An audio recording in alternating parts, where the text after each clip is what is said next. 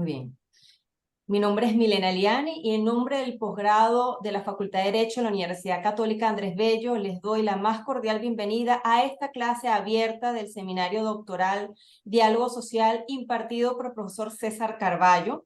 Y en esta oportunidad tenemos un invitado especial internacional, doctor Vasco Torres de León, de la Escuela Interamericana de Diálogo Social, Tripartismo y Resolución de Conflictos en la Universidad de Panamá. Nuestro invitado internacional, el doctor Torres de León, es licenciado en Derecho y Ciencias Políticas de la Universidad de Panamá. Realizó varios cursos de posgrado, añadiendo a su hoja de vida varias titulaciones, entre las que destacamos la de suficiente investigador jurídico, máster en Derecho del Trabajo por la Universidad de Panamá, doctor en el área de Derecho del Trabajo y de la Seguridad Social de la Universidad de Oviedo, España, y doctor en Educación en el área de Mediación Pedagógica por la Universidad La Salle de Costa Rica. Ha recibido capacitación especializada en resolución alternativa de conflictos laborales por el Servicio Federal de Mediación y Conciliación de los Estados Unidos de Norteamérica. Es profesor titular 3, catedrático de Derecho del Trabajo en la Facultad de Derecho y Ciencias Políticas, además de director general de Asesoría Jurídica de la Universidad de Panamá. Del año 2020 fundó y dirige la Escuela Interamericana de Diálogo Social, Tripartismo y Resolución de Conflictos de la Universidad de Panamá, dirigiendo distintos programas de estudios posgrado, coordinando la investigación y realizando actividades ligadas a la promoción del diálogo social y la resolución de conflictos. Ha publicado un importante número de libros, de artículos, ha dictado conferencias alrededor del mundo. En fin, es actual director de la revista Papeles Laborales, ha dirigido gremios académicos de estudios científicos, derecho del trabajo y relaciones laborales, organizado congresos científicos e internacionales. E hizo carrera en la Judicatura de la República Ismeña hasta lograr ocupar el cargo de magistrado suplente en el Tribunal Superior del Trabajo del Segundo Distrito Judicial con sede en la ciudad de Santiago de Veraguas.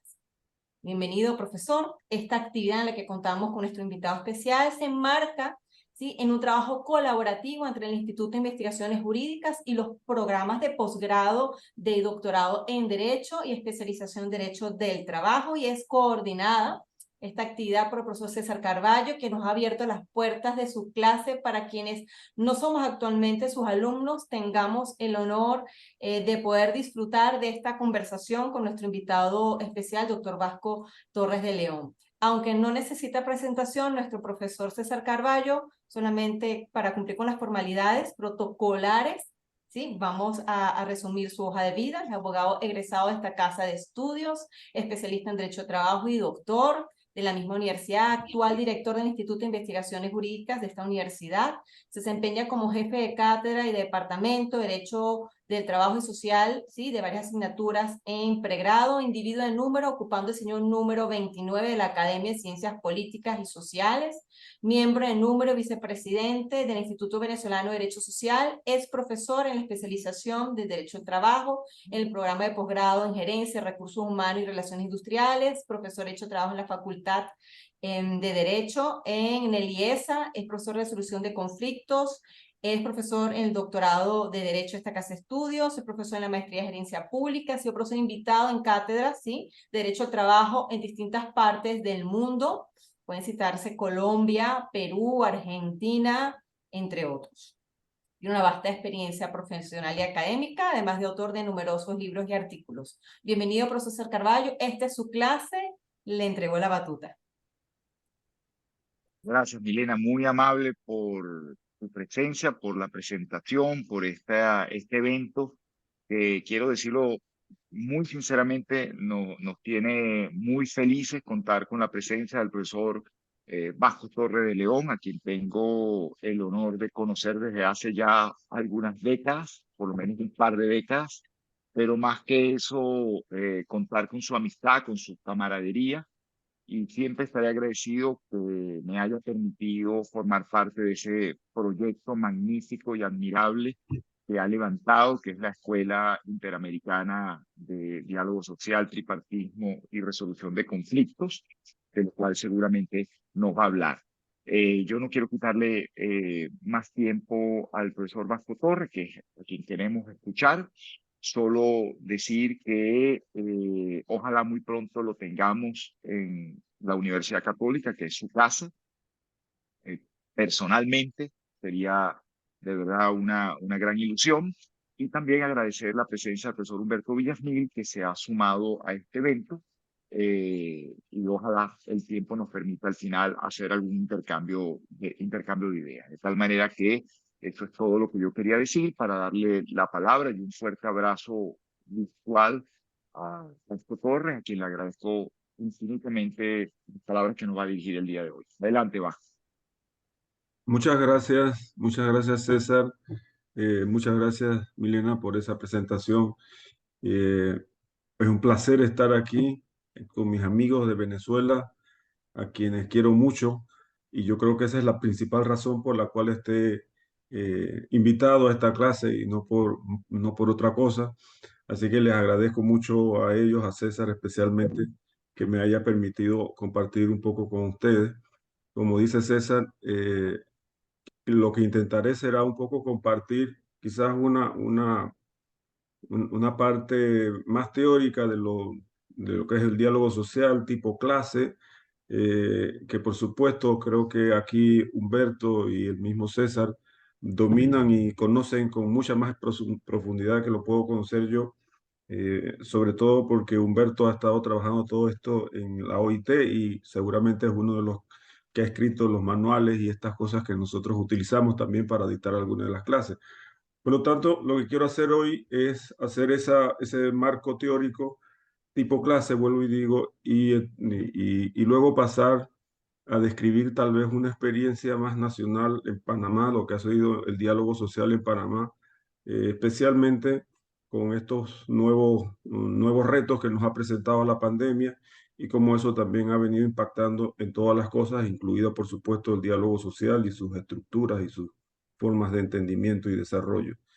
Entonces, aunque hablo una primera parte de temas teóricos, intento también que los elementos que la escuela nos ha permitido identificar puedan ser parte de esta explicación teórica, de esta aproximación a una teoría sobre diálogo social.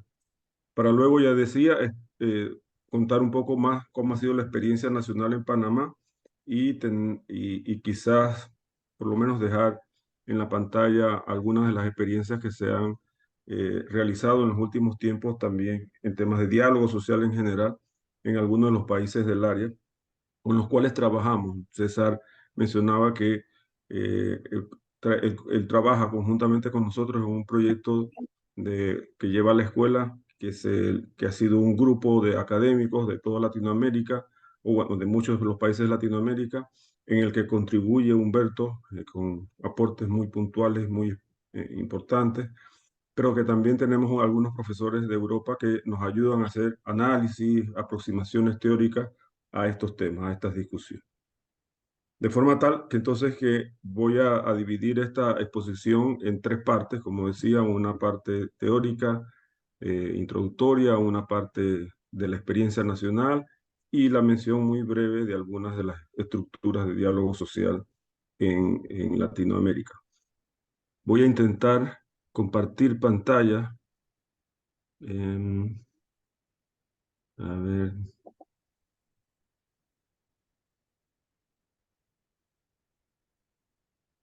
¿qué debo encontrar? ¿Algo que diga compartir pantalla? ¿O dónde?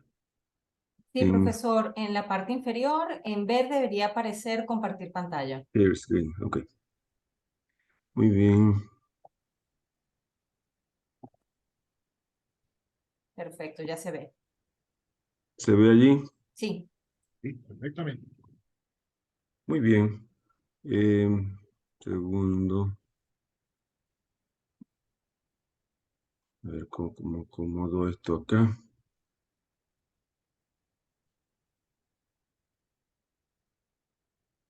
Mm, mm.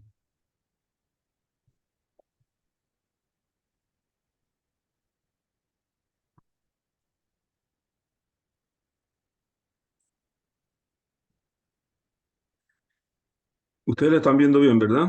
Sí, Me dice que profe. sí. Muy bien. Entonces, esto lo puedo Perdón, agrandar. perdón, Vasco, si le das ahí exactamente, lo pones en modo presentación. Eso es. Exactamente. Muy bien. Muy bien. Bien, decía, Aquí hemos hecho esta aproximación desde la idea de hablar del tipo de diálogo que usualmente va diseñado a crear algún tipo de regulación laboral, aunque no necesariamente nos detenemos solo en esta parte, sino en la forma en que surge el diálogo social. Sin embargo, hacemos especial énfasis en el diálogo social para la creación de regulaciones laborales. En esta primera parte, ya digo, hablamos un poco de esa teoría general sobre el diálogo social y allí vemos unos 5 puntos. Luego veremos entonces esta parte que decía de Panamá y luego de la experiencia latinoamericana. Eh, a efectos introductorios, podemos decir que el tipo de regulación que se tiene para el mundo laboral eh, puede surgir de distintas vías, pero por supuesto una de las vías más importantes, más destacadas, es la forma de hacerlo mediante el diálogo social. Eh, la creación de normas, el establecimiento de hitos sobre instituciones o sobre normas en diálogo social eh, surge de una manera mucho más adecuada, mucho más utilizable, mucho más pacífica, si se quiere, desde una fórmula que sea cooperativa entre los actores que están en el mercado de trabajo. Y eso es lo que implica el diálogo social. El diálogo que permite una vía para tomar los problemas que aquejan a las partes de la relación de trabajo o las personas que están en el mundo laboral en distintos niveles, no importa si es en el nivel de empresa, pero también fuera del nivel de empresa o más abajo de la empresa, en el nivel nacional, etcétera, ¿verdad? Y de esa forma, el diálogo social no solamente nos produce la posibilidad de regularnos y ordenarnos en temas sociales, en términos generales, sino que también, y para el mundo laboral, implica un mecanismo muy claro, perdón, un mecanismo muy claro de regulación laboral, de creación de la normativa laboral. De eso es lo que intentamos un poco hablar en este tipo, en el día de hoy. Hay una definición muy clásica que nos da la OIT sobre el diálogo social. Ustedes la tienen ahí. Es todo tipo de negociaciones y consultas, incluso el mero intercambio de información entre representantes de los gobiernos, empleadores y los trabajadores sobre temas de interés común. Esa es una definición muy clásica que nos da la OIT y que sin embargo vale la pena repasar o repensar o al menos mencionar algunos de sus elementos centrales. Se trata de una variedad de modalidades, es decir, el diálogo social no se circunscribe a un solo tipo de diálogo, un solo estilo de diálogo, sino que pueden haber distintas modalidades. La misma definición menciona la negociación, la consulta, el intercambio de información, que todas ellas tienen un sentido y tienen una forma de desarrollarse. Eh, el otro segundo elemento que seguramente se puede identificar claramente en esta definición es la variedad de sujetos que hacen parte de este proceso. ¿Verdad? No solamente se trata de uno o dos, estamos hablando de que usualmente los sujetos que hacen parte del diálogo social son al menos tres, ¿verdad? Los gobiernos, los trabajadores, los empleadores. Las representaciones de cada uno de ellos toman parte como sujetos de este diálogo social. Y luego un tercer elemento que se puede derivar de esa definición es el objeto, ¿verdad? El objeto del diálogo social, que puede ser muy diverso, pero que básicamente lo que supone es un interés común de esos trabajadores, empleadores y gobiernos sobre los cuales van a debatir. Entonces, el objeto del diálogo social es muy variado, pero lo que une es ese interés común que supone el tipo de diálogo, el tipo de materia que se va a ver en el diálogo. Eh, Ahí también hablábamos a ver, un poquito, creo que es.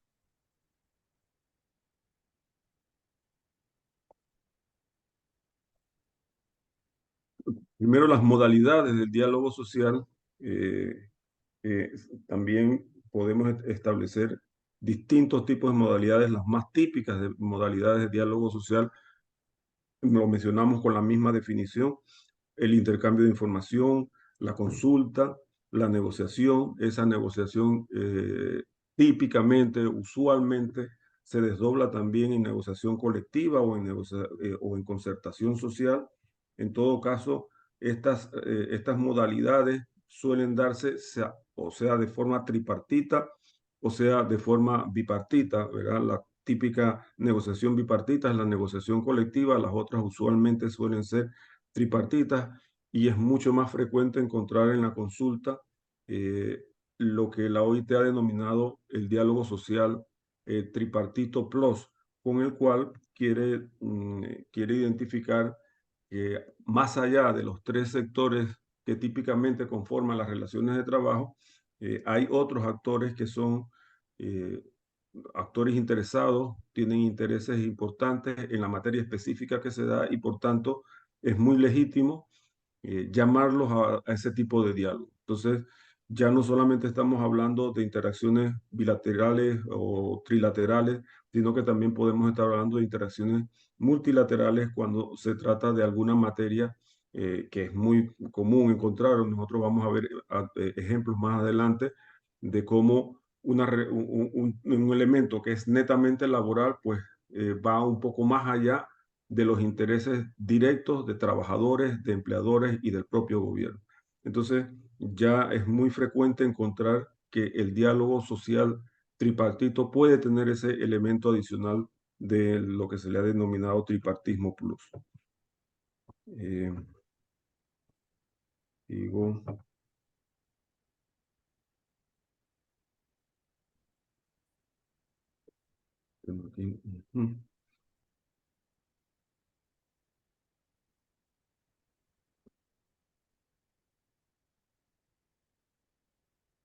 y bueno, hacía un poco énfasis a algo en los temas de negociación, lo que típicamente se ve, ya digo, por medio de la negociación colectiva y el tipo de concertación social. Hay materias típicas que se tienen en temas de negociación o se abordan por medio de la negociación. Por ejemplo, los temas que derivan del convenio 154, de los contenidos del convenio 154 sobre negociación colectiva, que nos da unas definiciones y nos establece un marco de referencia general de para qué sirven la negociación colectiva, que en términos generales todos que está en materia laboral ha visto estos asuntos, pero implica la posibilidad de fijar condiciones de trabajo y empleo que por supuesto tienen entonces una mirada muy amplia, ¿verdad? La fijación de condiciones de trabajo y empleo abarca una gran cantidad de cosas eh, que son sujetas en este caso de diálogo social, y como decía anteriormente, ya bajo un proceso mucho más de dos personas, de dos grupos, un diálogo social bipartito, que es un poco distinto a la concertación social o aquella concertación política que implica un proceso mucho más amplio. En algunos casos puede ser un poco más restringido, que serían procesos tripartitos, pero es muy frecuente que en temas de concertación social, diálogo sobre concertación social o concertación política en términos generales, aparecen más actores, y tenemos entonces la existencia de un diálogo multisectorial, ¿no? Diálogos que usualmente van dirigidos a adoptar políticas públicas, algún tipo de medidas que ya no solamente le interesan a un grupo de específico en el mundo del trabajo, sino que inclusive pueden impactar hacia afuera. La consulta implica un intercambio básicamente de opiniones, y ahí está el elemento central de este tipo de diálogo, que es un intercambio de opiniones para luego tomar algún tipo de decisiones. Entonces, aquí la consulta lo que nos permite es que las partes puedan exponer sus posturas, exponer sus opiniones de forma tal que tal exposición de posturas y opiniones pueda retroalimentar las propias posturas de las partes, las propias opiniones de las partes que están participando, y es mucho más fácil llegar a un acuerdo. Entonces, el objetivo de esas consultas es que las partes lleguen a un entendimiento de las posturas, de las perspectivas que tiene el otro, para que para que se acerquen, para que puedan tomar en consideración qué es lo que el otro piensa, qué es lo que el otro necesita y de esa manera poder y replantearse inclusive sus propias, sus propias ideas. De forma tal que la consulta es una suerte de acercamiento en las posiciones, entendiéndose entre todos, dándose sus propias opiniones y retroalimentando esas propias opiniones. Luego, en el intercambio de información, lo que usualmente vemos es una facilitación de datos que generalmente son datos de tipo relevante para asuntos que por supuesto son de interés de las partes. Entonces, esa facilitación de datos sobre temas de relevancia, sobre temas de interés de las partes, es lo que le permite a ambas partes entonces producir un intercambio, producir un diálogo, una conversación para poder llegar también a tomar decisiones, cada uno en el ámbito de sus propias competencias. De forma tal que estos son los tres elementos más usuales del diálogo social, o cómo se manifiesta el diálogo social. Veamos entonces un poco quiénes son los actores de ese diálogo social. Como sabemos y estamos hablando en términos muy específicos, quiénes son los actores del diálogo social, usualmente estamos hablando de tres grupos y decía, en algunas ocasiones esos tres grupos pues también implican la posibilidad de que venga un grupo externo, pero que tiene unos intereses muy claros. Tenemos, por supuesto, los representantes de trabajadores, que usualmente son un sindicato, y los sindicatos en el contexto del diálogo social tienen toda la legitimidad de ser parte de los diálogos sociales, y básicamente porque se dice son un grupo que se identifica o es identificable en una parte de la economía real, es decir, están inmersos en un aspecto específico que es de importancia para un país, en el tema económico, es decir, su relacionamiento implica una aproximación a temas económicos de un país que le hacen, eh, que le dan la facultad de tener esa representatividad. Usualmente, por otro lado, los empleadores lo que normalmente hacen es que, sobre todo cuando están en diálogos bilaterales, establecen directamente a sus representantes, y puede ser que cuando estamos hablando de un nivel más arriba de la empresa, hay ya la utilización de las estructuras usuales, legales, de representatividad, que los empresarios lo hacen por medio del derecho común, aunque también lo hacen por medio del derecho de asociación sindical, que también, como todos sabemos, les es reconocido a los trabajadores.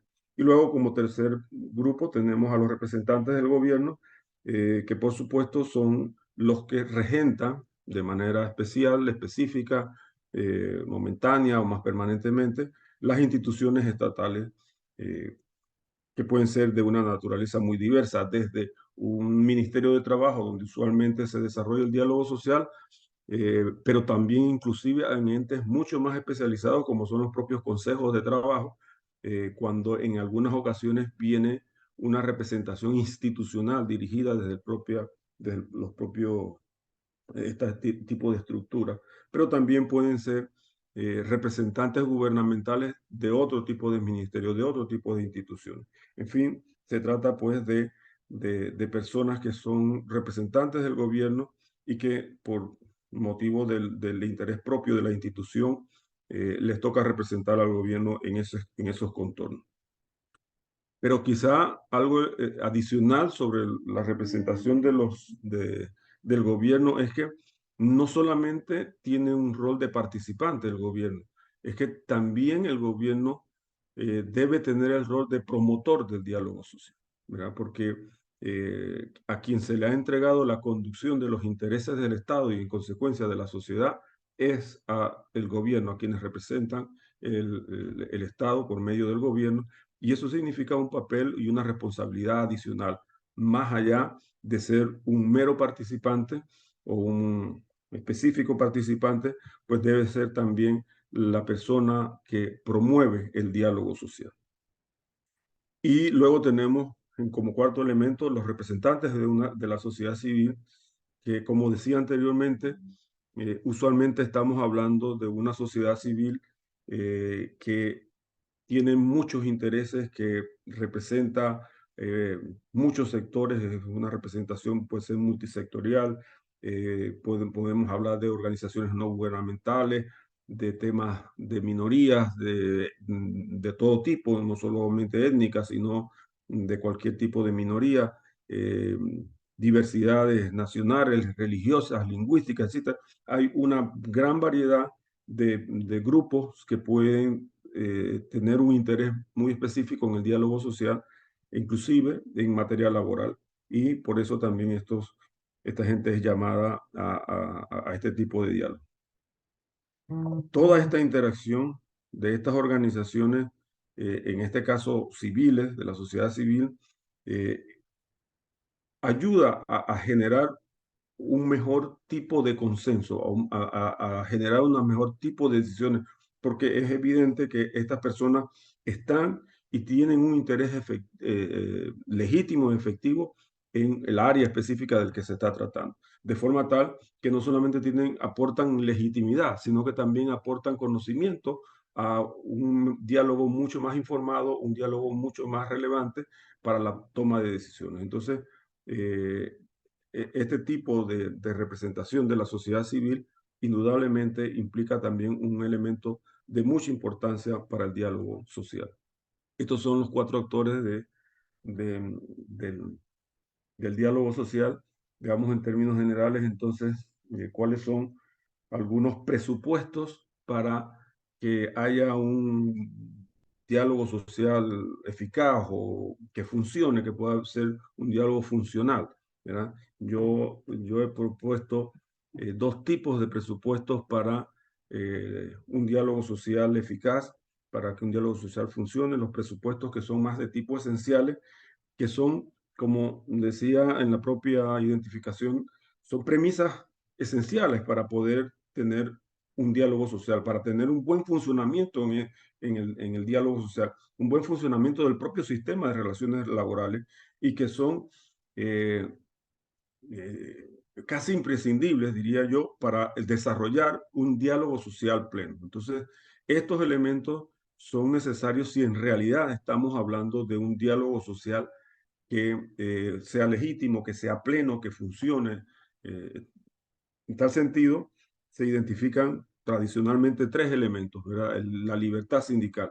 No puede haber diálogo social sin una libertad sindical adecuada. Esa libertad sindical es que hace posible la constitución de las organizaciones de trabajadores, pero también de empleadores. Lo que hace es dotar a de medios para promover y defender los intereses de esos miembros. O sea, uno de los papeles esenciales que tiene el sindicato es la defensa de los intereses colectivos de sus agremiados. Y esa defensa de los intereses colectivos de los agremiados esencialmente se hace por esta vía, por la vía del diálogo, por la vía de la negociación. Entonces, es un elemento central de la libertad sindical y del derecho de negociación colectiva el poder permitir que las organizaciones sociales puedan desarrollar el diálogo, diálogo que, como digo, implica la promoción y la defensa de esos intereses colectivos que están llamados por ley a defender. Entonces, eh, es importante establecer que un fundamento del diálogo social es la libertad sindical porque se permite que existan medios adecuados por medio de esa libertad sindical y las instituciones de la libertad sindical, medios eficaces para nutrir el diálogo, para llegar hasta el diálogo. En tal sentido, pues la propia OIT nos dice que la libertad sindical es básicamente un derecho habilitante que permite la participación efectiva de los sindicatos, en general, de los actores sociales en las políticas económicas, en las políticas sociales, etcétera, etcétera. ¿Ya? De forma tal que este es un elemento, como digo, central y probablemente el más importante, ¿verdad? La existencia de libertad sindical y el respeto adecuado al derecho de sindicalización. Luego tenemos otro elemento esencial que es la democracia. Estamos hablando de que para que exista un diálogo social adecuado, para que estemos frente a un diálogo social adecuado, debemos estar también frente a países con sistemas democráticos que sean capaces de reconocer no solamente que hay un conflicto, sino que todas las partes, o las partes que existen en un grupo social, en una nación, pueden tener una visión distinta, diversa, pluralista, que es muy heterogénea de ese conflicto. Entonces, en un sistema democrático no es aceptable pensar que solamente hay un entendimiento del problema. El problema, si, aunque sea el mismo, puede ser visto de distintas maneras, de distintos puntos de vista, y el sistema democrático lo que debe poder hacer es legitimar, reconocer esa pluralidad de visiones en cuanto a lo que es el propio conflicto, de forma tal que cada parte, a partir de su propia realidad, pueda presentar sus propuestas como las entiende mejor. Entonces, estamos hablando de una necesidad que surge en una sociedad que tiene grupos sociales que representan intereses que son muchas veces divergentes. Y la existencia de un sistema democrático debe permitir esa divergencia para poder discutir sobre ella y llegar a acuerdos. La democracia es algo que permite que los ciudadanos estén puedan estar inmersos o que sean partes, que se puedan involucrar en todos los asuntos de Estado, o por lo menos en aquellos a los que se les permite acercarse más desde el punto de vista de la ciudadanía. Entonces, allí hay un elemento que es necesario y que si no lo tenemos en un Estado, difícilmente podemos tener un diálogo social sano, ¿verdad? Un diálogo social robusto. Podemos tener algún tipo de diálogo social, pero si tenemos conculcada el sistema de derecho, el sistema democrático, probablemente vamos a tener algún tipo de diálogo mucho más mediatizado, un diálogo social con muchas más cortapisas que a la postre no van a responder a los intereses de la sociedad en general, ¿verdad? Luego está como tercer elemento la legitimidad de los actores. Estos actores que se llama diálogo social deben tener ciertas características, deben tener ciertas condiciones eh, para poder realmente ser un instrumento esencial en este diálogo social. Entonces, se necesitan que los actores tengan independencia de criterios, que tengan una representatividad aceptada y adecuada, que sean organizaciones sólidas. Sí, todos estos actores deben tener estos tipos de elementos. Estamos hablando de independencia, de solidez, de representatividad adecuada para que a la hora de sentarse en una mesa de negociación, en una mesa de diálogo, esas partes puedan de manera legítima poder expresar sus intereses, poder defender sus posiciones de una manera adecuada en cuanto a lo que representan, ¿no? Eh, y aquí quizá el tema de la representatividad es un asunto que alude más a, bueno, qué podemos entender y qué debemos entender por representatividad.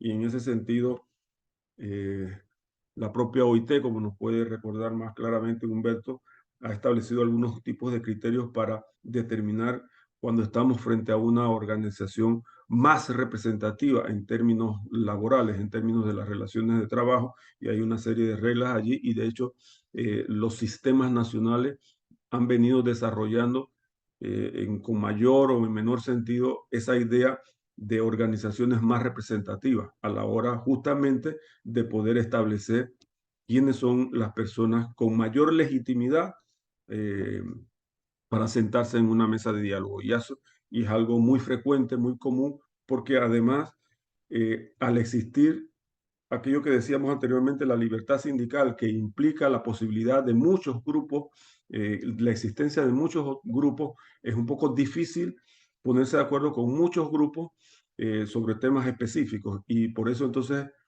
se ha venido desarrollando, se ha habido paso esta idea de quiénes son los grupos más representativos, de forma tal que del diálogo social tampoco puede ser, digo yo, una especie de torre de Babel en la que todo el mundo quiere decir algo y no tiene mayores elementos de representatividad. Entonces ahí hay un elemento que es importante, un elemento que debe ser tenido en cuenta para la legitimación de los actores. Deben tener un grado importante de legitimidad. Bien, tenemos entonces unos presupuestos que yo les he denominado presupuestos instrumentales, que tienen que ver básicamente con eh, instrumentos que son adecuados o necesarios para la existencia eh, o que permiten condiciones básicamente para poder desarrollar con mayor fluidez el diálogo social. Entonces, por eso le decíamos que son instrumentales.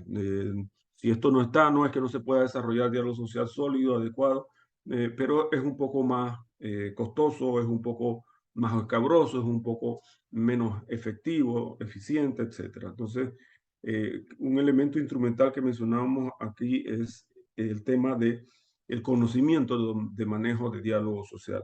La práctica nos ha dicho que mm, en el mundo de las relaciones laborales, las partes pues están muy acostumbradas a sentarse, a veces no a negociar, sino a discutir.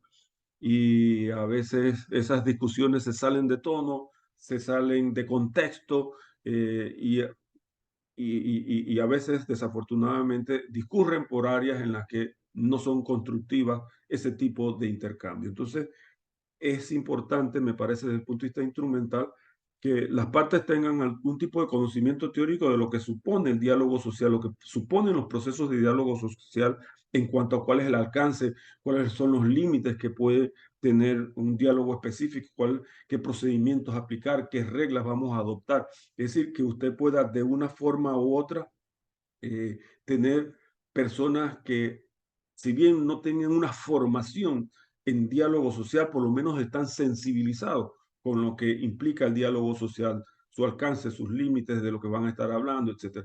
Y eso en la práctica hemos visto que ayuda mucho a que discurra un mejor diálogo, ¿verdad? Porque las partes, una vez sensibilizadas de qué es lo que se espera de ellos, de cuál es su rol en estos procesos, tienden a ser más cooperadores y tienden a ser más eficaces en el desarrollo de estos diálogos sociales.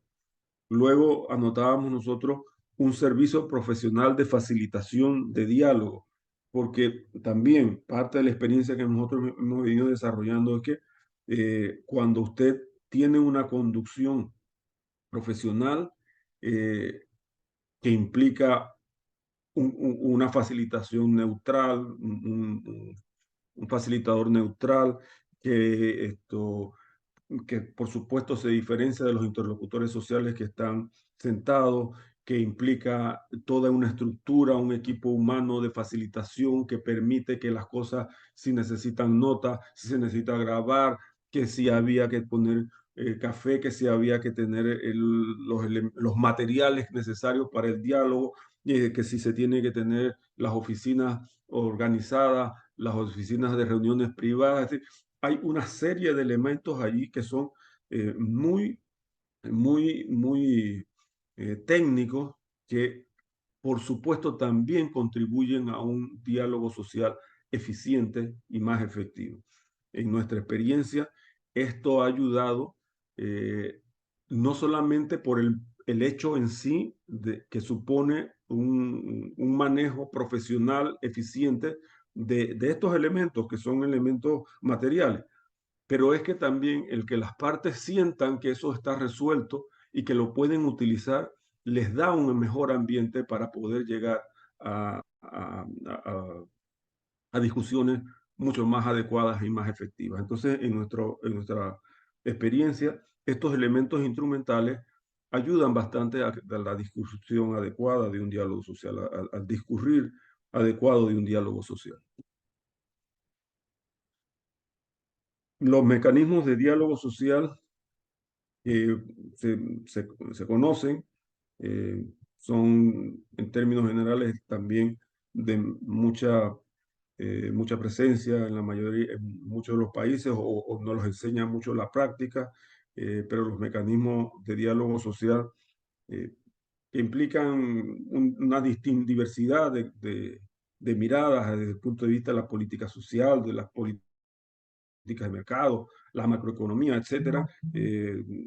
Tenemos allí muchas formas para desarrollar el diálogo social. Sin embargo, en términos generales, uno puede reconducir esos mecanismos a unos 2 o 3 elementos.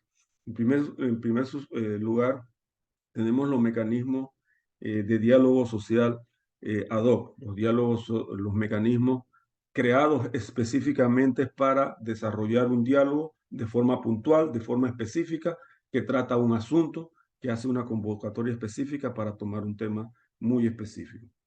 Entonces, esas instancias, esos mecanismos de diálogo ad hoc, eh, generalmente se trata de un proceso que es transitorio, que es para un asunto muy específico, y una vez cumplido tales fines, esa convocatoria se disuelve. Entonces estamos frente a un mecanismo de naturaleza temporal. Esa temporalidad puede ser un poco más larga o un poco más corta. Nosotros hemos tenido diálogos que nos han durado temporales y nos han durado 2 años, año y mucho. Otros diálogos que se han dicho en este periodo de tiempo salen 3 meses, 2 meses y se terminan. Entonces, eh, aunque sea un mecanismo ad hoc eh, que está pensado de forma temporal, esa temporalidad puede ser un poco mayor o un poco menor, ¿verdad? Eh, en Panamá hemos tenido algunas experiencias de diálogo ad hoc, y también se han dado en la región latinoamericana. En el documento escrito para esta clase, que ha trabajado muy fuertemente en este documento, mi colega Yelis Palencia, que trabaja en la Escuela de Diálogo con nosotros, hay una serie de elementos que se mencionan, una serie de procesos de diálogo social puntuales ad hoc que han discurrido en nuestro medio. El Gran Acuerdo Nacional para el Crecimiento Económico con Equidad Social, celebrado en Honduras en el 2011, el diálogo multisectoral celebrado en Costa Rica en el 2020, el Memorando de Entendimiento del Programa de Trabajo Decente por País, que se celebró en Argentina, la mesa de arrendamientos que se dio en Panamá convocada para el impacto de la pandemia en los sistemas de arrendamiento nacional, las consultas bilaterales celebradas en Costa Rica entre gobierno y organizaciones por los temas de COVID. En Panamá también tuvimos la, la comisión, la mesa de diálogo tripartita por el empleo y la economía. Es decir, tenemos algunos ejemplos, no solamente a nivel nacional, sino fuera de Panamá, en los que, y sobre todo con este contexto del COVID, se dieron muchos diálogos ad hoc. También tenemos el diálogo especializado eh, en órganos institucionalizados, y ese diálogo en órganos institucionalizados implica también eh, una forma mucho más permanente, mucho más recurrente de interlocución entre los actores sociales para el tratamiento de los temas que se les ha dado. Normalmente estamos hablando de instancias que tienen algún tipo de mandato legal para desarrollar ese tipo de diálogo. Y en tal sentido, pues eso puede ser diverso, la forma en que eh, eh, funcionan estas instancias de diálogo social. Pues ellas tienen un funcionamiento interno que implica un reglamento en el que se desarrollan de manera orgánica cuáles son sus funciones, sus atribuciones, los temas específicos sobre los que puede actuar, etcétera. Aunque también tenemos algunas que son mucho más abiertas, ¿verdad? Y tenemos ejemplos de instancias que están definidas y desarrolladas para diálogo social, pero que pueden ser de manera mucho más amplia. Y de esa misma forma, pues entonces su constitución legal implica esa diferenciación.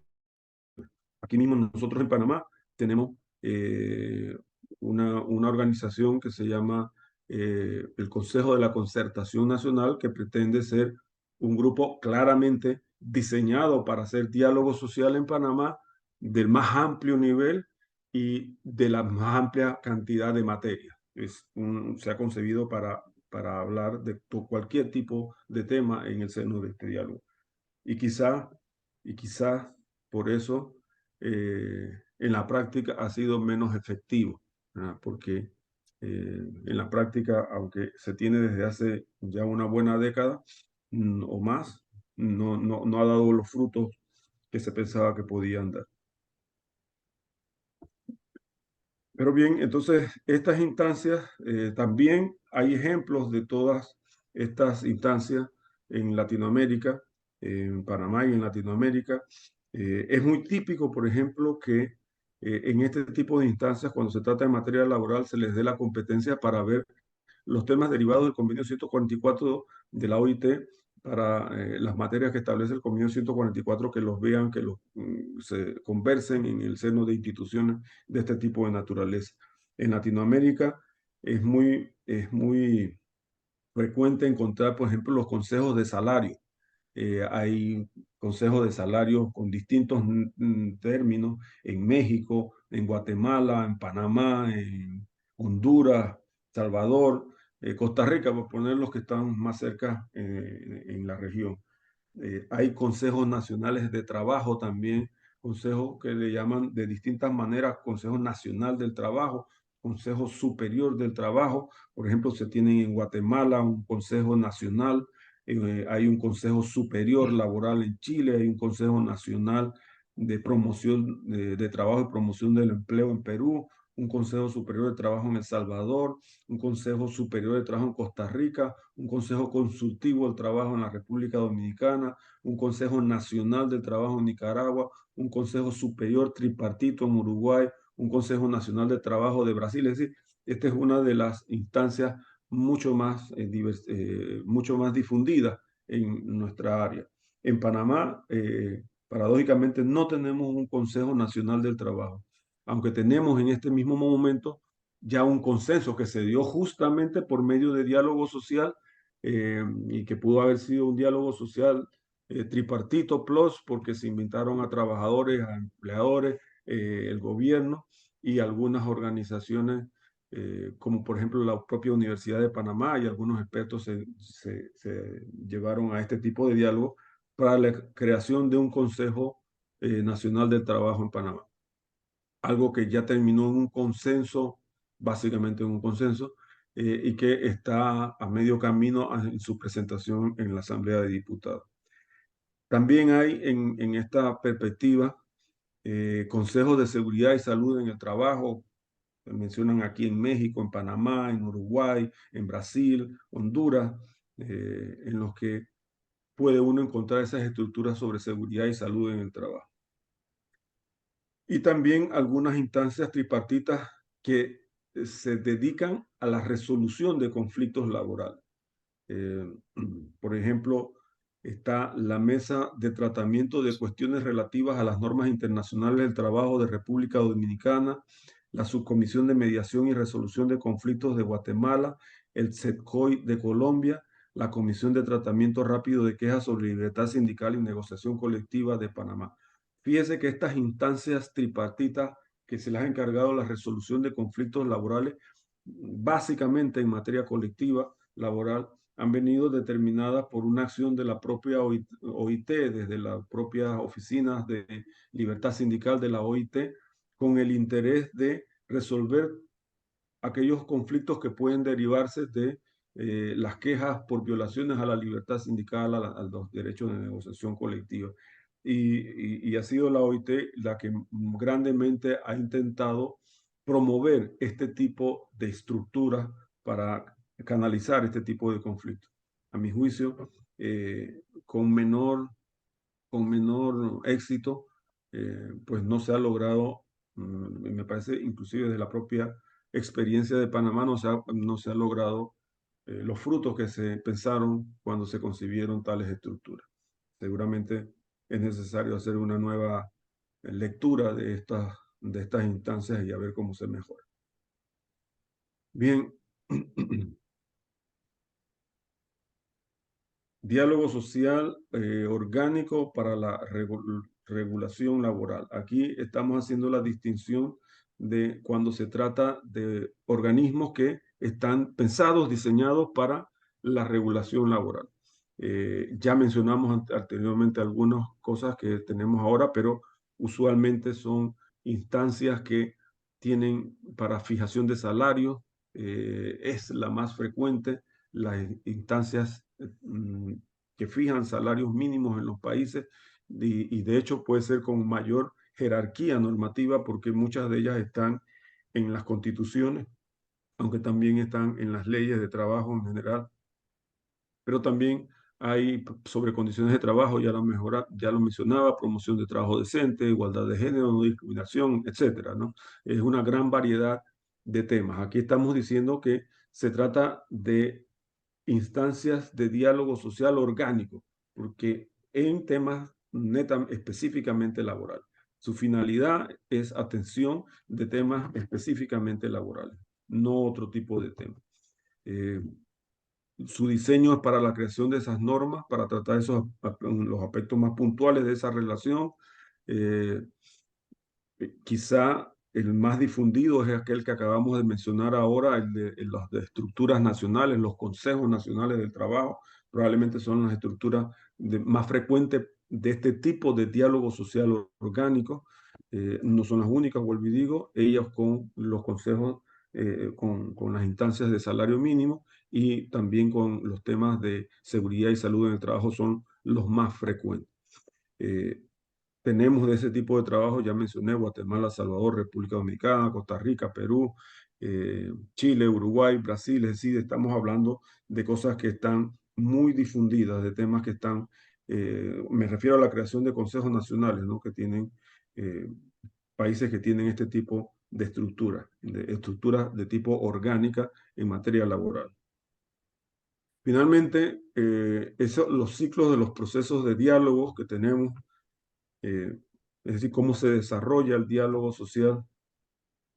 Hay como 5 grandes etapas en las que se desarrolla el diálogo social, aunque eso no es fijo, hay algunas cosas que pueden surgir de una manera específica, pero se identifican al menos 5 elementos más fijos. El establecimiento de la agenda y la convocatoria, que lo que implica es pues seleccionar cuál es el tema, de los temas o de las políticas que se quieren desarrollar para llevar al diálogo social. Y en tal sentido, entonces se hace una convocatoria a los agentes sociales para que acudan a este diálogo. También normalmente esa convocatoria se da a través de una norma que emite el propio ministerio, un llamado que establece el gobierno, generalmente en los ministerios de trabajo, y entonces donde se instauran las secciones de diálogo, donde se instauran los participantes a desarrollar el diálogo. La iniciativa, como digo, tiene que ver muchas veces con ministerios de gobierno. Sin embargo, eso varía cuando se trata de instancias ya existentes, como esos consejos nacionales de trabajo, que tienen sus propios procedimientos internos y sus propias facultades para desarrollar ese tipo de diálogo. El segundo elemento es el diálogo mismo. Y aunque antes de pasar a él, ese establecimiento de la agenda y la convocatoria ha sido, en nuestra práctica, ha tenido distintas posibilidades. Inclusive a nosotros una vez se nos encargó hacer un análisis previo a ver si habían las condiciones necesarias para desarrollar una convocatoria de diálogo. Y eso también resultó algo muy interesante porque también era un poco ver cuáles son las expectativas de las partes probablemente llamadas a diálogo y podías examinar materias que quisieran tener en agenda, etcétera. Es decir, una aproximación previa a hacer una convocatoria. En este caso era para ver que el gobierno quería tener una idea clara de si de alguna forma les valía la pena el hacer tal convocatoria. El diálogo el mismo diálogo como tal, es donde ahí se acuerdan las reglas y la metodología del diálogo con los participantes, con las partes, un facilitador, etcétera. Eso implica pues una discusión, a veces puede ser mayor o a veces puede ser menor, dependiendo de la experiencia que tenga el grupo, pero aquí el elemento central es establecer las reglas, establecer la metodología de trabajo para desarrollar en el diálogo. Y eso se hace mucho más fácil, por supuesto, con un facilitador. Luego está el tema de los acuerdos, eh, que es una vez que se toman las decisiones respectivas, bueno, cómo se emiten esos acuerdos, cómo llegan a las partes esos acuerdos. Entonces, ahí hay una variedad de posibilidades desde la obligatoriedad de las decisiones que dan, bueno, obligatoriedad que depende de la disposición que da inicio al proceso de diálogo, ¿no? Pero generalmente tiene que ver con el tipo de diálogo. El diálogo tiene un fin, si el diálogo tiene un fin de consulta, si el diálogo tiene un fin de asesoramiento, si la finalidad es la concertación de una política social, si es la adopción de una ley, todos esos elementos van a gravitar sobre la forma en que la decisión va a desarrollarse finalmente. La adopción legal, que es un elemento también importante, sobre todo cuando estamos hablando de diálogos para la creación de normas, eh, que implica que una vez que se toman los respectivos acuerdos, las respectivas decisiones en ese diálogo, debe entonces preverse cómo se va a surtir ese proceso legal necesario, porque si estamos hablando de la creación de una norma. Y esto es un elemento también importante porque muchas veces el diálogo da sus frutos, llega a acuerdos y naufraga el proceso de aprobación legal del diálogo. Porque tenemos que recordar que los parlamentos tienen sus propias facultades constitucionales para la creación de normas y de alguna manera esto es algún tipo eh, de eh, no sustitución, pero algún tipo de facultades adicionales que se da a la sociedad civil para crear normas y en ese sentido, en algunas ocasiones hay poco entendimiento o malos entendidos entre quien tiene la facultad legal de crear la norma, es decir, el Parlamento, y estos procesos de creación de normas. Entonces creo que aquí es donde hay que también tener mucho más cuidado a la hora de poder presentar estos tipos de acuerdos, porque al final si uno logra un buen acuerdo en una mesa de diálogo y el mismo no se materializa en la instancia de creación normativa del Estado, pues no se ha hecho demasiado más allá que el ejercicio mismo de diálogo. Y en ese sentido, pues hay muchas maneras de hacerlo y en la práctica se dan muchas maneras de hacerlo. Usualmente el gobierno es el que toma la iniciativa, pero hemos tenido temas en los que las propias partes, nada más ayer teníamos un ejemplo de un diálogo que nosotros estuvimos facilitando y que el gobierno no mandó a la asamblea y una de las partes que estuvo en el diálogo social lo llevó mutuo propio y ahora lo depositó formalmente en la asamblea para ver si lograba una discusión. Entonces, hay distintos mecanismos y hay distintas realidades de cómo se hace la adopción legal de esto. Y finalmente, el seguimiento, que es importante tener un seguimiento o tener un mecanismo para la supervisión, para la evaluación de los resultados que se dan en esas mesas de diálogo, ¿sí? Que haya un seguimiento a eso, al cumplimiento de esos acuerdos. Entonces, por ejemplo, ese naufragio que hay entre que se adopta las decisiones en la mesa y no llegaron a la Asamblea de Diputados, probablemente también allí hay que tener un mecanismo, bueno, cómo esto se va a presentar, cómo acordamos que sea el siguiente paso para que los acuerdos que adoptamos aquí realmente lleguen a buen puerto. Creo que ahí hay un tema de seguimiento importante, porque eso ya implica cerrar la mesa de diálogo y es un tema de seguimiento. Inclusive la posibilidad de crear instancias de seguimiento pensando en que una vez que las cosas se han aprobado, entonces alguien tiene que darle mayor seguimiento a ello. Bien, yo creo que con eso terminaba esa parte, la parte que se refería a los temas más más teóricos de lo que es el diálogo social. Aquí hay una segunda parte que tiene con la experiencia nacional que básicamente ha desarrollado Panamá, pero quería preguntarte antes de continuar, César, ¿cómo estamos de tiempo? Esto, si quieres podemos parar y ver estos otros temas de manera más conversada. Eh, Fíjate, Vasco, no, tenemos tiempo si quieres desarrolla esta parte con muchísimo gusto. Muy bien, voy a intentar ser un poquito más rápido en esta última parte, ¿no?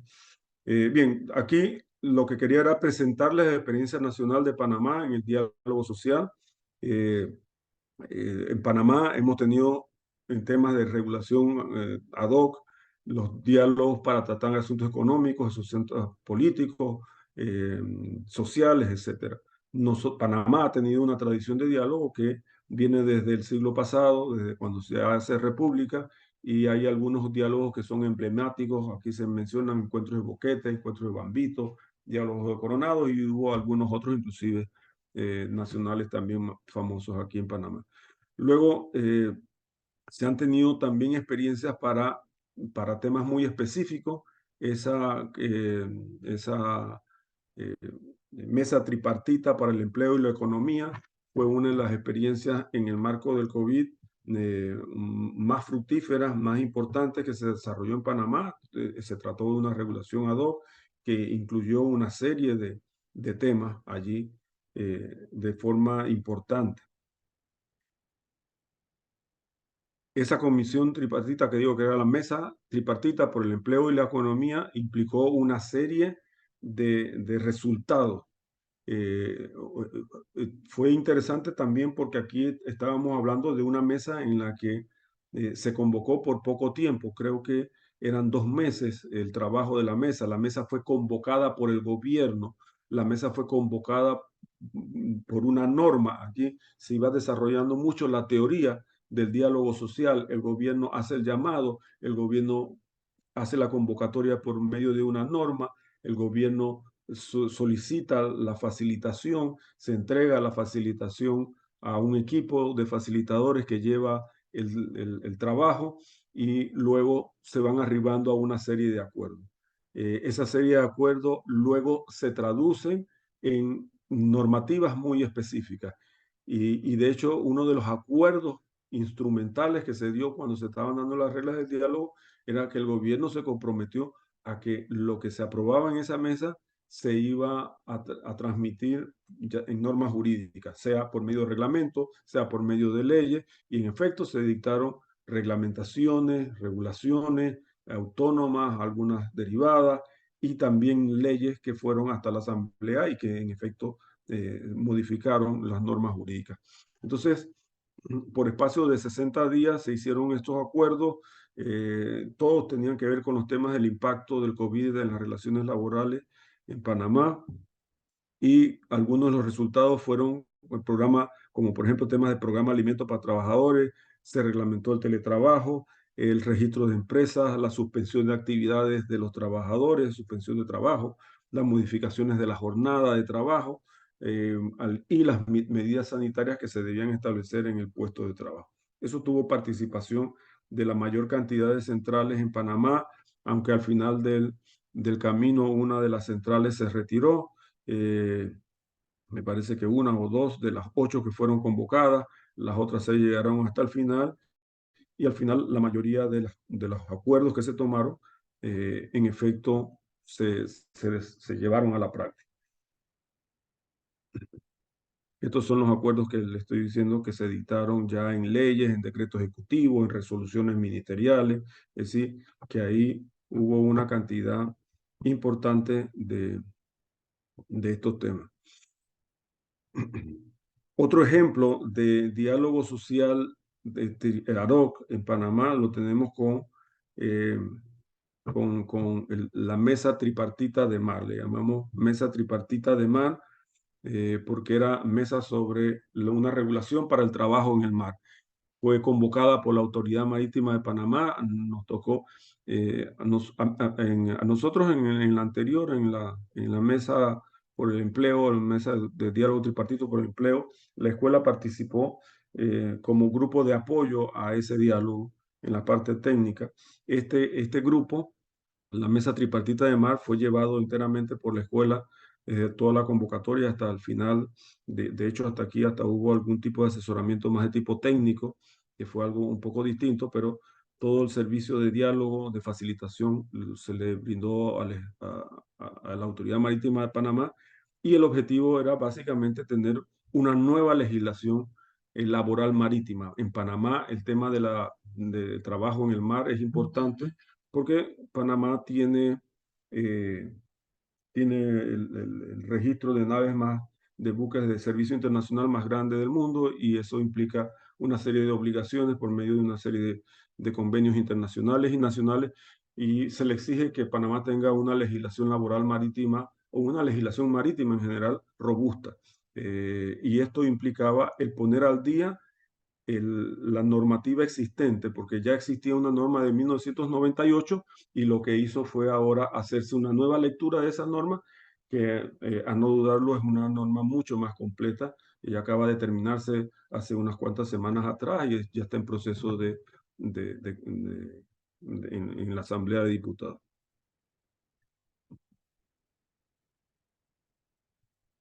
Otra mesa de diálogo con artistas, también que llevó la escuela de diálogo. Esta mesa de diálogo con artistas lo que querían era esta la convocó el Ministerio de Cultura, nos pidió también a la escuela que hiciéramos la facilitación. Eh, la idea era crear una legislación también laboral que regulara la actividad laboral de los artistas en Panamá. En Panamá solamente había unas cuantas normas en el Código de Trabajo para el contrato especial de artistas, y ahora se hizo una propuesta integral de una ley laboral para los artistas.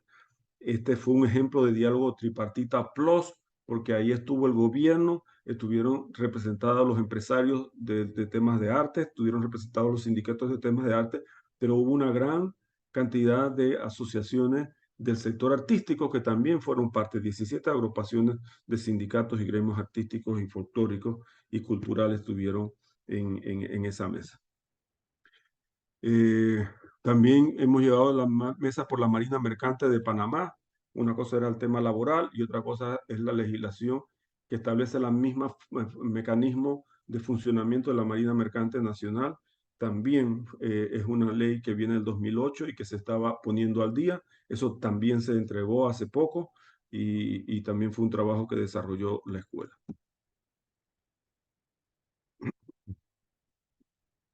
En Panamá tenemos algunos diálogos, algunas instancias institucionalizadas para diálogo social, lo mencionaba antes. El más importante, el Consejo Nacional de la Concertación para el Desarrollo, que tiene la posibilidad de hablar de cualquier tema que se le presente, y que tiene una composición muy amplia en la sociedad panameña. Desafortunadamente, vuelvo y digo, a mí me parece que eso ha sido quizás el elemento que no le ha permitido tener mayor éxito. Quizás hay una percepción de que ahí hay mucha gente y que todo el mundo mete la mano para todo, y que eso como que no tiene mucho sentido, y eso ha hecho, en mi opinión, como percepción, que haya perdido vigencia esa estructura, una vigencia real como mecanismo de diálogo social amplio. Hay instancias privadas que tienen participación tripartita. La Fundación del Trabajo, que es una iniciativa que surgió a finales del siglo pasado, en la década del 90, y que también quizá tienen el mérito de haber iniciado las jornadas de diálogo social en Panamá, en el sector privado. Creo que fueron determinantes en su momento, en la década del 90, para establecer la idea de diálogo social de una manera mucho más profesional. Y las instancias que están adscritas al Ministerio de Trabajo, que funcionan, que es la Comisión Nacional de Salario Mínimo, la Comisión de Educación Sindical, y esta última que decía, la Comisión del Acuerdo Tripartito, que es aquella que se ha creado por iniciativa de OIT, pero que en la práctica hoy en día está básicamente poco activa. Entonces, esas son las experiencias que hemos tenido en Panamá. Yo creo que lo podemos dejar hasta ahí, César, porque no creo que me valga la pena irme a ya cosas mucho más puntuales. Creo que valdría la pena más tener algún tipo de intercambio. Muchísimas gracias, Vasco, por la exposición, por la información amplia que pudiste sintetizar y que pudiste presentar de una manera ordenada, tanto desde el punto de vista teórico como algunas experiencias, aunque esta última parte estuvo centrado en Panamá, siguen siendo útiles porque demuestran frutos concretos, reales de esta metodología, ¿no? Lo cual es muy importante, más allá de los reconocimientos genéricos que pueda merecer. Así que muchísimas gracias, Vasco, de Eh, nuevo. César, Sí, adelante. Dime, Vasco. solamente tengo un video que te explica la experiencia, es de 2 minutos y poco, que te explica un poco la experiencia de las partes que han participado en estos diálogos. No sé si te parece que lo podamos poner acá para que vean. Y por supuesto, Vasco, si lo tienes allí a tiro, encantado. Déjame ver si lo puedo. Para luego abrir un breve Ujú. lapso de comentarios o preguntas y Muy ya bien. liberarte para no abusar, ¿no? Sí.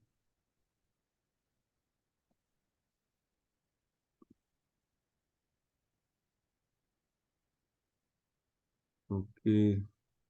Déjame ver si. Ujú.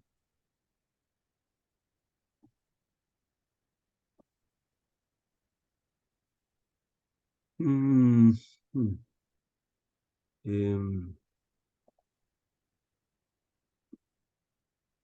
no estoy seguro. Jelly, ¿tú estás allí? Em, Jelly debe estar allí, pero no sé si ella puede subir esto porque yo no lo veo aquí. O no sé cómo se sube un video. Si quiere, Y profe, él sí está. sí, Adelante, Milena. la opción es, profe, que usted tenga el video abierto en su computadora y dé a compartir pantalla, ¿sí? A La otra ver, opción es que usted me pase a mí el vínculo y yo comparto pantalla con ese video. a ver. Ok, lo tengo aquí, pero ahora cómo compartir acá. Compartir, ¿o qué dice? Cuando da compartir pantalla tiene que colocar compartir con audio. Chuzo, yo creo que esto va a estar más complejo para mí que otra cosa. Eh, ok, aquí me dice compartir, pero compartir implica en dónde compartir testimonio, vaya la vida. Enviar, mm, lo puedo enviar por correo electrónico. Sí, profe, me puede enviar por correo electrónico. ¿Cuál es el tuyo? Va a pasar la grabación. Le pediría al profesor Humberto Villasmil, que ha tenido la gentileza de acompañarnos en esta sesión, si fuese tan amable de dedicarnos algunos breves comentarios que le haya suscitado esta exposición del profesor Vasco Torres. Adelante, profesor Villasmil, mil gracias. César, muchas gracias. Quiero saludar a todos los presentes, a Milena y a los que están conectados, que no tengo manera de saber por mi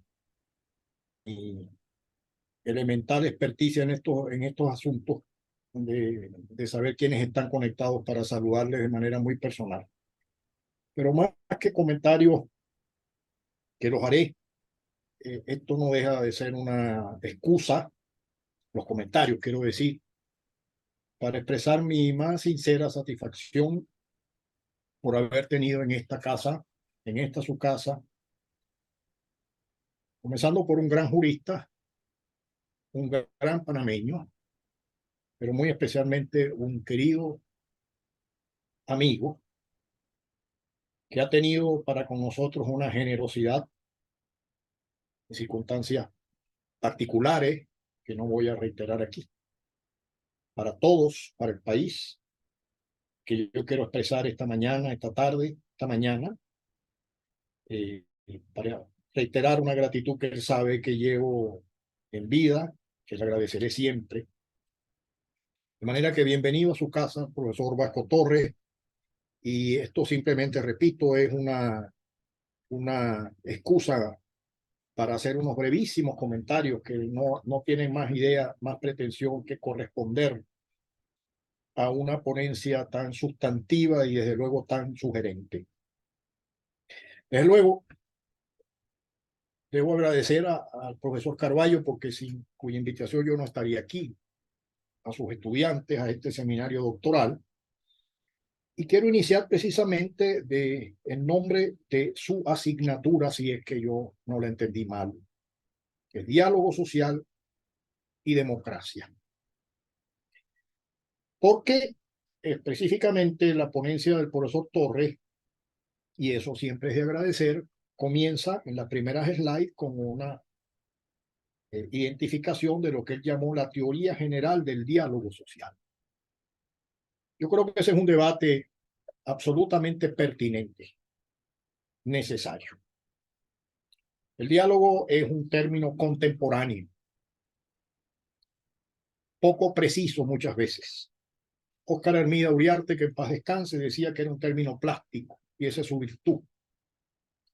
Pero desde luego, si se nos va la mano en la indefinición, si no atendemos a una mínima precisión, estaremos haciendo poco en favor de mantener, rescatar, preservar y promover algo que es demasiado importante para un modelo democrático de relaciones laborales, porque lo digo, palabras de este humilde servidor, finalmente la llave de un modelo democrático de relaciones laborales se llama el diálogo social.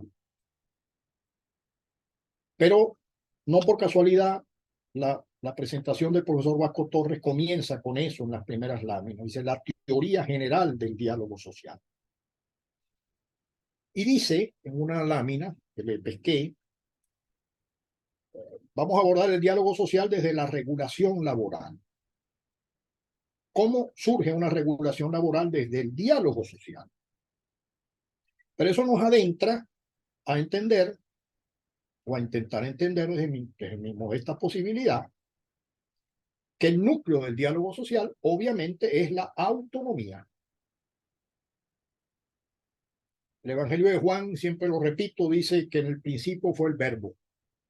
Siempre hay que volver sobre el término, sobre la palabra. La etimología de la autonomía no deja duda. Auto, por sí mismo, nomos, regla, ley, es decir, la regla que nos damos a nosotros mismos. La regla que nos damos a sí mismos. Por tanto, esa autonomía no se entiende sin la participación y la consulta. Por eso me parece muy apropiado que esa primera reflexión suya parta de identificar la teoría general del diálogo social, apuntando a cómo surge una regulación laboral, llamemos más, la palabra está de moda, una gobernanza del sistema de relaciones laborales desde el diálogo, lo que vale decir, desde la autonomía. Pero en segundo lugar, ¿qué hace social al diálogo? ¿Por qué no cualquier diálogo es social? Pudiéramos detenernos ahí largamente. Permítame apuntar dos cosas que están en la ponencia del profesor Vasco Torres. Las expresaré con mis modestas palabras. El diálogo se hace social, en primer lugar, porque implica la participación de sujetos colectivos que, por tanto, tutelan intereses colectivos y, en lo particular, desde el foco de las relaciones laborales, porque son los sujetos vinculados a los factores de la producción. Por eso, en el diálogo social, llamemos hoitiano, tradicional, van a estar empleadores, trabajadores y finalmente los gobiernos. ¿Y qué significa que estén los gobiernos? Y este es el segundo elemento definitorio del diálogo. Que el diálogo involucra, el diálogo social, quiero decir, políticas públicas. Por eso están los gobiernos. Eso es lo que hace social al diálogo. Es decir, lo que interesa de alguna manera es que nos vamos a inmiscuir en políticas públicas.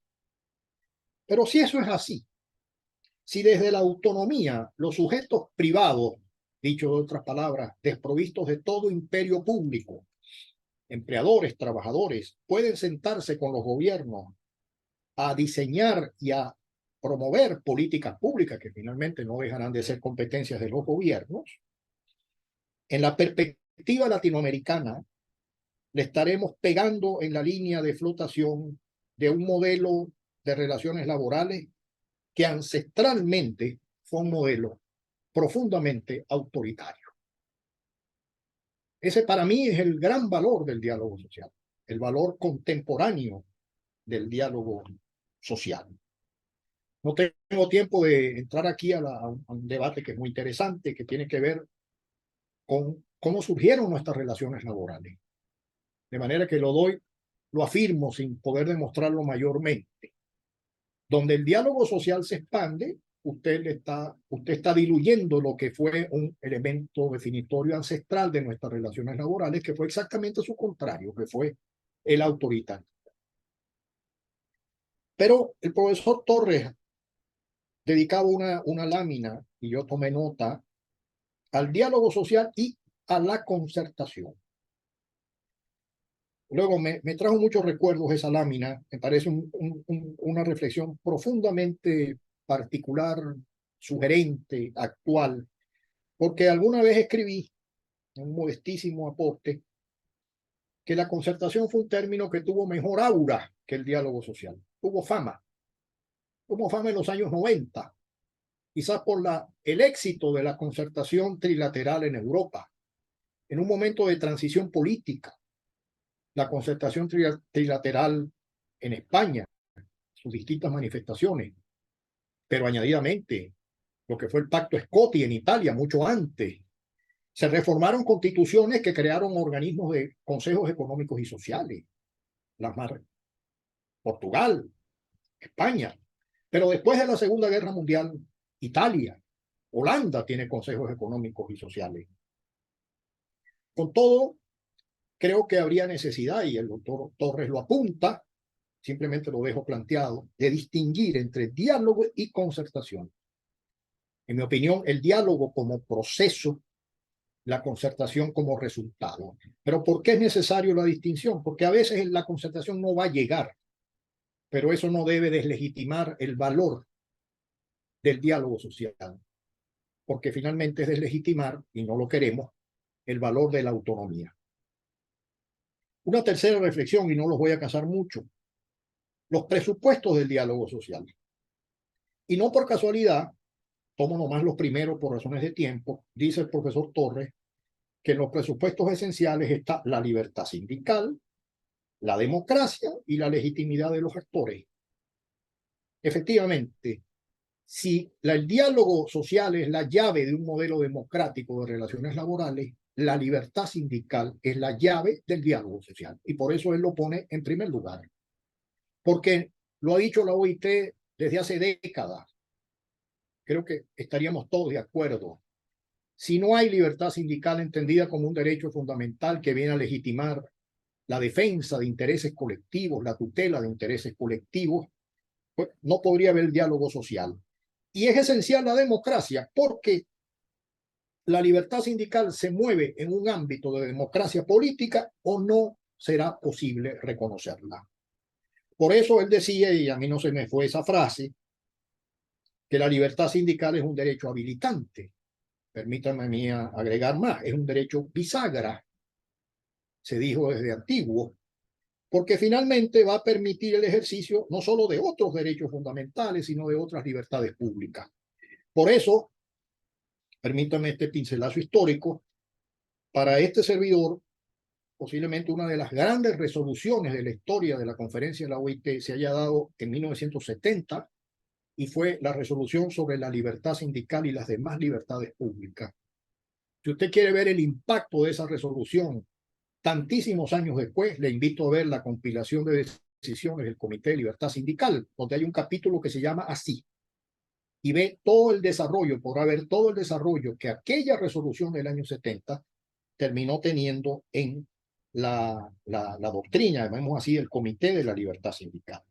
Pero en relación a la democracia, no quiero dejar de decirlo, aunque sea apurado. ¿Eso qué significa?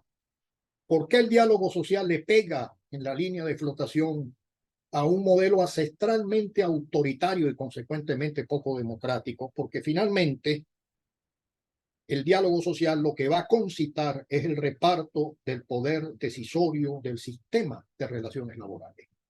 Esto que se ha puesto de moda ahora, de la gobernanza del sistema de las relaciones laborales, en medio de un orden un nuevo orden mundial que vemos nacer ante nuestros ojos sin que el anterior se termine de ir, una globalización económica agresiva, poco gobernada, muy poco democrática, que está trayendo a la par una globalización jurídica tan intensa que posiblemente no lo terminamos de captar.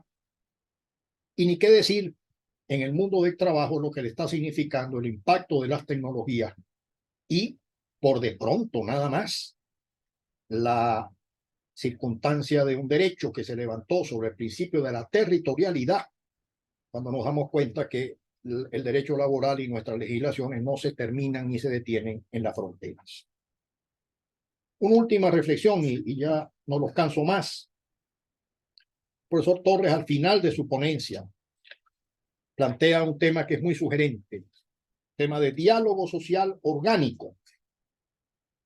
Yo participo plenamente de la terminología y desde luego de la reflexión por una razón, porque creo que es necesario una distinción entre los órganos de diálogo social que en América Latina no nos faltaron nunca, nunca, desde el Río Grande hasta el Río de la Plata, y el profesor Torres lo ha indicado. Tenemos órganos de diálogo social en todas partes, de todas las materias, con formaciones tripartitas clásicas, hoitianas, tres partes, tripartitas plus, etc. De eso nosotros no dejamos de tener experiencia.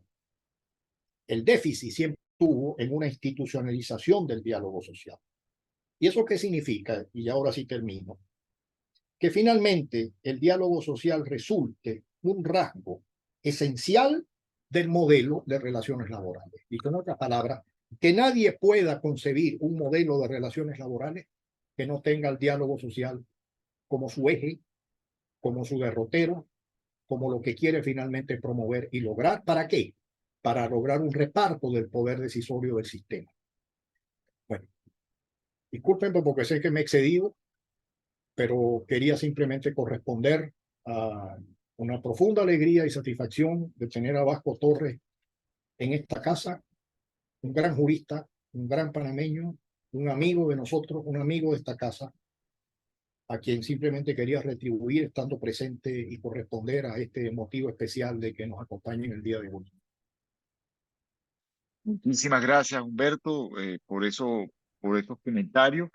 Yo quería, con el perdón de Milena, a quien ya pronto le entrego la coordinación de esta reunión, de esta clase, eh, un poco enfocado en los alumnos de este seminario doctoral, rescatar lo que dijo, una sola idea, por razones de tiempo, de lo que dijo el profesor Paco Torres y que ha traído a colación también el profesor Humberto Villamil.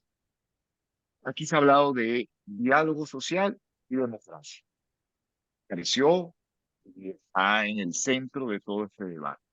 Se habló de gobernanza, lo decía el profesor Paco Torres, gobernanza del sistema de relaciones laborales. Y en definitiva, uno podría pensar el diálogo social secas como un método de gobernanza democrática de las relaciones laborales, pero para cualquier otra interacción o cualquier otra esfera de las relaciones sociales. Porque en definitiva, y eso me parece que está totalmente desarrollado en este intercambio, el diálogo social es un método, es una metodología. Hay una novela, Santiago Gamboa, el escritor colombiano, dice, perder es cuestión de método. Bueno, ganar también es cuestión de método. Y el diálogo social es un método. Por eso el profesor Vasco Torres hacía énfasis en lo que él denominó presupuestos instrumentales. Presupuestos instrumentales. Y esos presupuestos instrumentales, cuando se analizan procesos exitosos o fracasos, se da cuenta que en el medio estaba exactamente un déficit de claridad de cómo debía obrarse. Y culmina. Eso ha llevado a que tribunales de alto nivel de toda la región y los órganos de control de la OIT y lo refleje la Corte Interamericana de Derechos Humanos, hayan construido unos indicadores mínimos para que exista, se reconozca el diálogo social de buena fe. Y eso tiene que ver con cosas como dijo el profesor Vasco Torres, analizar el procedimiento de diálogo, dialogar sobre el diálogo, consensuar el procedimiento de diálogo, ofrecer información, dar tiempo suficiente de respuesta, brindar criterios que den respuesta a esos planteamientos y a esas expectativas. En definitiva, obrar de buena fe para alcanzar consensos. Y si el consenso no se alcanza, y ahí termina, porque no se puede negar, lo decía el profesor Vasco Torres, no se puede negar las potestades del Estado, de los órganos públicos. Si no se alcanza acuerdo, entonces que los órganos públicos actúen sin incurrir en arbitrariedad. De manera que hay un método democratizador que también es un derecho habilitante. Esto es muy interesante. El diálogo social también es un derecho habilitante, porque el diálogo social puede abrirse espacio en la medida que avanza, es decir, en condiciones o presupuestos esenciales deficitarios, el propio diálogo podría construir o mejorar o superar esos déficits. De manera que esa idea con la que quería, de mi parte, cerrar, eh, preguntarle al profesor Vasco Torres si se le quedó en el tintero algún comentario que con muchísimo gusto lo escuchamos, y luego de eso pedirle a la profesora Milena Liani que tome el control de la clase y agradecerle, por supuesto, su participación. Vasco, adelante, por favor. No, yo solamente darle las gracias por esta posibilidad y esta oportunidad. En realidad creo que va a ser más interesante que tengamos un intercambio con el grupo, con los estudiantes. Eh, Muchas gracias por esta oportunidad, Humberto, César, Humberto, por tu palabra, César, por la oportunidad y Milena. Dice que no podemos abrir el Zoom, digo, en el Zoom de ustedes. Voy a intentar compartirlo desde el mío porque ahora lo acabo de ver a ver si me es posible. Si no, entonces pasamos, ¿te parece, César, directamente al diálogo? Perfecto. Y lo que hacemos es que nos comprometemos que cuando lo podamos desentrañar el video, si nos autoriza, pues se lo hacemos llegar a las personas del seminario, e inclusive se me ocurre ofrecerlo en la página del resultado de los estudios de posgrado, ¿no? Sí. Como Vamos a como una ver. referencia a este intercambio, ¿no? Ok, vamos a ver si funciona. A ver. ¿Se ve? Ujú. Sí, profe. Sí, sí, Muy está bien. bien. En lo que llevamos de vida republicana es la primera vez que todos los gremios artísticos organizados se sientan a discutir las necesidades de tener un soporte jurídico en lo laboral y en la seguridad social. ¿Se escucha? Sí, muy bien. Sí, se escucha. No, perfecto. Nosotros no contábamos con una protección laboral. O sea, esto es parte de organizar todo el gremio para que también profesionalizarlo. Yo creo que es lo más importante. Para nosotros, los artistas, esto también aporta muchísimo, primero a las normas que ya existen, pero también aporta al gran vacío que existía en esta área gris de la protección laboral de los artistas. Y es lo que estamos tratando de lograr justamente con este proceso de ley que protege al artista a través de una guía muy oportuna de la Escuela de Diálogo de la Universidad de Panamá. Bueno, el diálogo social es muy importante debido a que conjuga los tres sectores que hay para la discusión y llegar a los consensos adecuados. El sector armador, el sector trabajador y el sector gobierno. Esto va a facilitar que más adelante podamos tener un resultado dentro del diálogo que pueda lograr entonces temas de consenso a la hora de generar una norma o decisiones que se tomen dentro de la mesa. Tres partes, creo que por primera vez en Panamá, están discutiendo una ley que beneficie tanto al sector armador, al sector trabajador y al sector gobierno. El día de hoy se dio el cierre de unas reuniones con el propósito de consensuar cambios a la ley 57, que es orgánica de la Marina Mercante. La reunión inicia con 10 artículos que estaban pendientes de ser consensuados. No perdamos de vista que esta era una mesa de consenso. Realmente es un excelente ejemplo que se está dando en donde se deja participar al sector privado, que podemos venir y nutrir esta discusión con distintos puntos de vista, con nuestras experiencias. Para todas las discusiones que se quieran establecer en mesa de trabajo, tienen que estar todos los actores involucrados, no dejar por fuera a nadie. Y eso es lo que enriquece a una solución para cualquier tipo de estas leyes que se están promoviendo.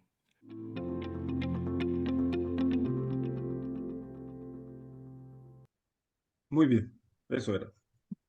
Estupendo, Muchísimas muchísimas gracias, gracias. Gracias. Sí, muchísimas gracias, profesor Vasco. Tenemos en preguntas y respuestas, en esta sección, una pregunta que nos hace Francisco Ramos, ¿no? Indica, quisiera pedir al ponente si puede indicarnos dónde podemos consultar los criterios de legitimidad de los actores del diálogo social según la OIT y si pueden aplicarse a áreas no laborales. En la parte escrita, ahí podemos citar las fuentes. Generalmente hay una serie de manuales y una serie de documentos que están citados de parte de la OIT. Eso se los puedo pasar, el documento escrito, para que lo puedan compartir con el grupo. De acuerdo, profesor. Enrique León dice, gracias por la interesante exposición de ideas que coadyuvan al desarrollo integral y búsqueda del alcance de la racionalidad dentro de los sistemas estados y su forma de gobierno, denominado democrático, con el fortalecimiento del diálogo como un método. Felicitaciones a los distinguidos doctores Vasco Torres de León, así como el doctor Humberto Villamil, y al organizador, el doctor César Carballo Mena. Nos escribe Enrique León Borja. No, por los momentos, esta es la única pregunta que tenemos. Esa es la última participación en el chat. Y bueno, creo que podríamos entonces, si no hay ningún otro planteamiento, alguna otra pregunta, podríamos entonces ya ir concluyendo nuestra actividad. Ha sido para nosotros un motivo de júbilo, profesor Vasco, tenerlo aquí en esta clase abierta del profesor César Carballo en el doctorado en Derecho, a profesor Humberto Villamil por compartir el panel con nosotros. Bueno, esperamos que esta sea una de tantos intercambios académicos y esperamos que sea interfacultad con países hermanos, ¿sí? Que compartimos tanto en común y bueno, y también de las diferencias, por supuesto, que podemos aprender. El diálogo social y las figuras análogas que usted explicó muy bien pueden, digamos, nutrirnos a nosotros en nuestra legislación y en nuestro conocimiento jurídico. Voy a verificar si no tenemos ninguna otra. Sí, en efecto. Bueno, profesor Vasco, profesor Humberto Villamil, profesor César Carballo, muchísimas gracias por esta oportunidad. Damos también nuestro agradecimiento a los participantes que acudieron a esta sesión abierta el día de hoy y los invitamos a que visiten nuestra página de posgrado para conocer las distintas ofertas que podemos dar. Y bueno, nos encontraremos entonces en una próxima actividad académica virtual. Muchísimas gracias a todos en nombre de la Universidad Católica Andrés Bello. Muchas gracias a Muchas ustedes. gracias, Milena. Hasta luego. Hasta luego. Fuerte abrazo. Fuerte abrazo.